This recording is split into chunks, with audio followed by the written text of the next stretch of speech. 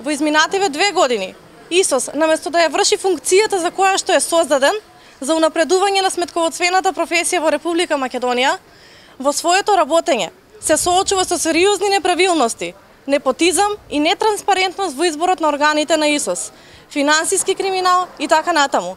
Нешто за кој што Министерството за финансии веќе реагираше и по чии забелешки требаше да се постапи.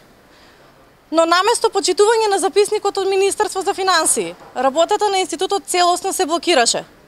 Се случи скандалозното собрание на 3 мај, каде што ниту еден став на подружниците не беше испочитуван, спротивно на статутот на ИСОС. Намерата и за денешното нелегитимно закажано собрание е иста. Иако уредно најавени согласно член 10 од Законот за вршење сметководствени работи, ние не бевме примени и намерата е зад затворени врати и под притисоци и манипулации да се изгласаат одлуки и акти за исполнување на нечии лични интереси.